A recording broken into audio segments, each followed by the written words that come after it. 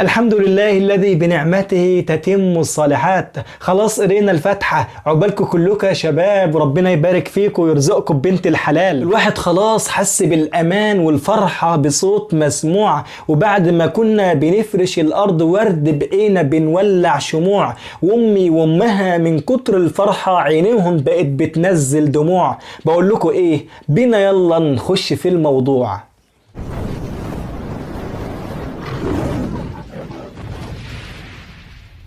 من فترة كده مش بعيدة قوي شفت ترند بيقول قرينا الفاتحة. كتير من الشباب أول ما يقرأ الفاتحة تلاقيه نزل صورة أو فيديو وبيقول فيه خلاص قرينا الفاتحة، مع شوية كلام من اللي قلناهم في الأول كده قبل الانترو، وتلاقيه مشغل في الفيديو كده أغنية إحساسك النهاردة وأنا جاي ليك في بيتك، جاي أقول لأهلك قد إيه أنا حبيتك، وبقيت الأغنية أنا مش فاكرها بالظبط. وتلاقي بقى أحضان وبوس ولا كأنها مراته واهله واهلها عادي ولا كأن حاجة حصلت. وبعدين يا عم الناس، انت عايز احساسها يكون ايه يعني وانت راح تتقدم لها وتاخد احضان وبوس؟ احساس زي الزفت عليكم انتوا الاتنين. عرفنا يا عم انك بتحبها ورايح تتقدم لها، لازمتها ايه الاحضان والليلة الكبيرة دي؟ بتحبها يعني؟ طب ما تستنى اما تتجوزها، ما بقتش من حقك لسه يعني؟ طب ده في قراية الفاتحة، امال في الخطوبة ولا في الجواز هتعمل ايه؟ هتعمل لنا بس مباشر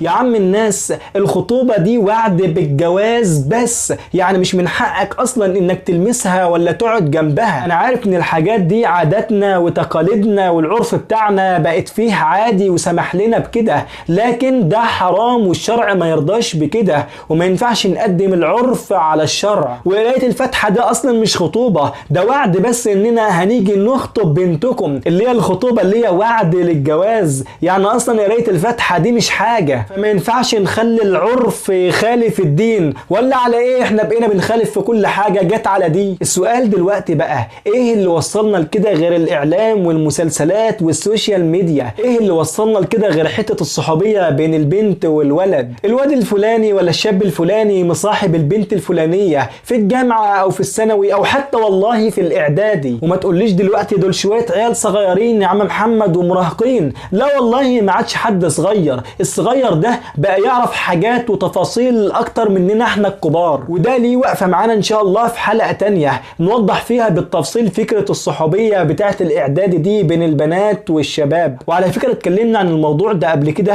بس على صحوبية الجامعة في حلقة دي زي اختي، تقدر ترجع لها من الاي دي او الاي دي على حسب ما تتحط، او ممكن ترجع لها تاني من الرابط في الوصف. المهم خلينا في موضوعنا، خلينا عدينا يا عم قراية الفاتحة ودخلنا على الخطوبة. لما تخطب بقى ما تنزلش صورة ايديها ولا صورة كاملة ليها وتحط لها عليها وردة. احنا مش عايزين نشوف قد ايه هي حلوة وانك خطبت اجمل واحدة في العالم، استر عرضك. لما تكتب الكتاب بقى ما تقعدش تنزل في فيديوهات وانت بتحضنها وقد ايه هي حلوة وفرفوشة، خليك غيور على اهل بيتك يا عم الناس. لما تتجوز بقى يوم الفرح ما تخليهاش تلبس مفتوح ولا انها تقلع الحجاب بحجة ان دي ليلة العمر وهي تنبسط يا عم وليلة تفوت ولا حد يموت. وبرضه ما تخليهاش ترقص وسط القاعة بحجة انها بترقص وسط اصحابها وتوري القاعة كلها قد ايه انت واخد واحدة بتعرف ترقص ولا اجدعها رقاصة، واللي هو شوفوا مراتي حلوة ازاي وبتعرف ترقص. انا عايز اقول لك كلمة واحدة بس ويا ريت تفهم معناها،